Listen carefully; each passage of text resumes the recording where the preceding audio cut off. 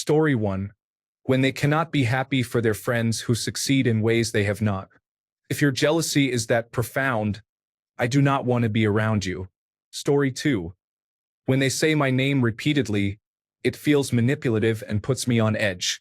It's especially uncomfortable when a salesperson does it. I'm trying to buy a car, not make a new friend. Story 3. People with salesman energy appear rehearsed. It seems as if they have read books on how to be likable. Nothing about them feels authentic. Story 4. When two people speak negatively about a third person but show appreciation when he is present, it is disheartening to witness. Story 5. Insincere laughter and smiles are evident when someone is clearly trying to make you like them or persuade you to support their plans. Story 6. This happens less as I grew up, but I used to occasionally meet people who would be very affectionate while misidentifying me. Oh, I can tell you love to be the life of the party because I wear bright colors. Only child? I can tell you're a total daddy's girl. I repeated that one to my father, and he laughed. It's a misguided attempt at ingratiating oneself, and it always makes me withdraw significantly. Story 7. How people treat waitstaff and janitors bothers me. It is concerning when individuals assign social value based on jobs or income levels. Story 8. My mother had some insights, and she told me when I was younger that if I ever find myself in a new place, such as a job or school, and someone instantly latches onto you, it's wise to keep your distance, especially if they begin discussing others right away. The reason they are trying to cling to you is often because they have already burned bridges with everyone else. She was not wrong. I've always remembered her advice when Linda from accounting immediately wants to gossip or John from IT starts criticizing everyone else. It's common that they've alienated themselves from other colleagues. I understand that gossiping is a typical response, but it can be misleading. People talk. It's how we share information and care for those we love. However, if you lack a trusted group, that's a significant red flag. I have a coworker for whom I would genuinely do anything. If they called at 2 a.m., I would be there. We have built trust over time, and finally one of us remarked, "Hey, so Karen is somewhat untrustworthy, right? Did you hear what she told our manager about Joe?" This situation is entirely different from the first person you meet who immediately speaks negatively about others. If they are talking disparagingly with you, they are likely doing the same about you too. In summary, gossiping is normal among trusted friends. However, if you've just met someone and they immediately start disparaging others, don't trust a single word they say. Story 9. If they speak negatively or gossip with malicious intent about their loved ones or friends, then continuing to be a supportive friend in front of them is inappropriate. It is simply unacceptable. I acknowledge that there are situations where it is important to vent or share difficult experiences, but that is not what I am referring to. Story 10. If you support abuse, you might be surprised at how many people willingly support it, particularly parental abuse. Story 11. When their idea of an apology is, "I'm sorry you feel that way," or any other non-apology that attempts to avoid accountability. Story 12. Learning about individuals who have cheated on their partners is unsettling. I do not want to associate with cheaters. If they can lie to and betray the person closest to them, they will likely be dishonest with me as well. No, thank you. Story 13. When someone constantly name drops or exaggerates their accomplishments to seem more important than they really are, they should just be genuine. Story 14. Learning that someone has cheated can be painful, regardless of when it happened. Good-hearted, honest individuals do not engage in such behavior. Story 15. Anyone who is too friendly too quickly can be overwhelming. Please do not clap me on the back and call me brother when we have only known each other for 30 seconds. Story 16. Going back on your word without proper explanation is frustrating. Why should I even bother talking to you if you can revoke what you said at any point? Story 17. Oh, there are many red flags, but here are some of the biggest triggers for instant distrust. When they say, "Trust me," people who never admit they are wrong. When they speak negatively about someone and then act friendly to their face. When they are overly nice too quickly. When they say, "I'm not like other people." People who lie about trivial matters. People who treat waitstaff poorly. when their stories keep changing. Story 18. If we have a conversation and I am getting nothing back, I ask you a question and you are defensive about everything. Let us be adults about this, shall we? Story 19. When someone is very hot and cold, one moment they treat you as the best person ever, and the next, they act as if you don't exist. This behavior indicates that the person is only responding to their feelings at that moment and does not genuinely mean what they say. For example, I was in the emergency room a couple of weeks ago. The nurses were all working on me simultaneously while I was receiving blood transfusions, as my hemoglobin level was at 6. Being pregnant, the ultrasound technician was also present. During my visit, one nurse started lying about my hemoglobin level, saying it was 5, and that I needed blood before the ultrasound. She went on to make other small untruths accompanied by grand claims, and ultimately, she ignored my calls and acted vague. I concluded that this was an untrustworthy person.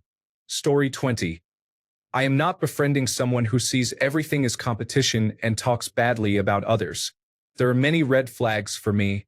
Story 21.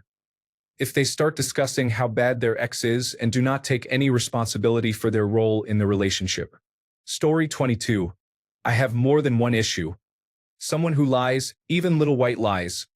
Someone who describes their ex-partners as crazy. And someone who cannot take accountability or apologize, but instead blames others and plays the victim. Story 23. When you're sharing an experience with someone and they've suddenly remembered exactly the same thing happened to them, but just a little better. Story 24. When someone's stories rarely or never portray them as the bad guy. When individuals say things like, "You can't judge me," after engaging in poor behavior. When someone is overly familiar or touchy with people who are not their significant other. When people frequently speak negatively about those who are not present. Story 25. When they tell me what a great person they are, what a catch they are, presenting positive traits as false. Story 26. If they are incapable of keeping anything to themselves, such as being intimate with a serious partner and then choosing to gossip about it with friends. Story 27. Liking and believing a rapist, felon, or a technology oligarch who have only ever bought and fabricated their success after being born on third base. Story 28. When their actions do not align with their words, it shows me they care more about appearances than actual integrity, which tells me all I need to know. Story 29. If they say, "Trust me," or "I am a Christian," trustworthy individuals and Christians should never have to say so for you to figure it out. The same goes for, "I am a good person." Story 30. My autism gives me a sixth sense that allows me to determine when I can trust someone. Story 31. Someone who is combative or confrontational in unnecessary and passive-aggressive ways is often a troublemaker.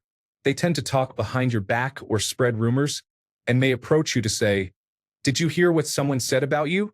Story 32. Power-related individuals often ingratiate themselves with those in authority solely due to their status. They tend to disrespect and degrade individuals they perceive as having a lower position for the same reason. Story 33. Incredibly charming or magnetic people are not just extroverts or social butterflies. They are individuals who need to be at the center of attention and naturally draw you in. It's a bonus if they seem to succeed without any clear reason beyond their personality. At this point, I generally assume it may be a personality disorder. Story 34. Stealing from me? You better take my knife first before I use it to carve a flute from your bones. Story 35. People who never pay their own way always expect others to grab the check. They are the most socially aware and outgoing individuals until the bill comes due, and suddenly they lack all social awareness regarding the etiquette of paying the check and using payment apps. Story 36. When they latch onto an obvious aspect of my personality or hobby and try to relate to me, yet have no idea what they are talking about. I don't care if we like the same music, anime, or anything else. If you are a good person, we will get along. Stop trying so hard. Story 37. Tell me how you navigated the system. I automatically assume that this isn't all you're involved in. To date, I haven't been wrong. Story 38. Exaggeration. If you cannot describe a problem with others or praise yourself without sticking to the truth, then I know you will lie about everything else. They yelled at me. No, they asked you to stop. Story 39. People who communicate very indirectly often do so to maintain plausible deniability when caught in a lie or manipulation. Story 40. Someone is cheating on their partner. If you're willing to lie to your partner, then you will likely lie to others as well. Story 41. When people overly romanticize others they barely know and are unkind to those who are close to them. Story 42. I worked with my cousin once. He started talking negatively about his best friend, so I submitted my 2 weeks' notice shortly after. Story 43. When people refer to all of their exes as crazy or problematic, it raises questions.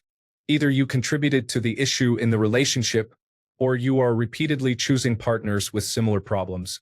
If you keep selecting problematic partners, it's likely that you may also be a problematic partner. Just saying. Story 44. I instantly distrust nearly everyone. Most people are immoral, self-serving, and unethical. Do not confuse being polite with being a good person. Story 45. If you lie once, it's fair to say everyone makes mistakes. But if you lie twice, it becomes a choice. Not all lies are harmful, but if they hurt me or anyone I care about, I will not trust you. Story 46. People appear overly friendly and wear lots of designer clothes. What are they trying to prove? Additionally, there is frequent name dropping. Story 47. When people immediately refer to others as racist, I notice this often comes from Caucasian individuals who seem to feel sorry for me. However, I do not view the world that way. Story 48. If they look like J.D. Vance. 3 times in my life I've met people who looked similar to him, and 3 times they showed me they can't be trusted and are awful people to hang around with. That can't be a coincidence. Yes, I'm talking about you, Terry. Story 49. They exist. I am inherently a very mistrustful person, and I do not trust my husband completely. There isn't a person alive whom I trust entirely. Story 50. I can sense people's energy, and I can easily tell what kind of person you are just by talking with you for a few minutes. I know what to say and what not to say. Story 51. They yell truth or facts when they talk. Honest people do not default to defending themselves. Edit. Did I hurt some liars' feelings? Story 52. When they have nothing to gain by helping me, I prefer to know your commitments and priorities up front. If they have no investment in the situation, they are unpredictable. Thanks a bunch for sticking around till the end of the video. Remember to subscribe, and until next time, stay awesome and goodbye.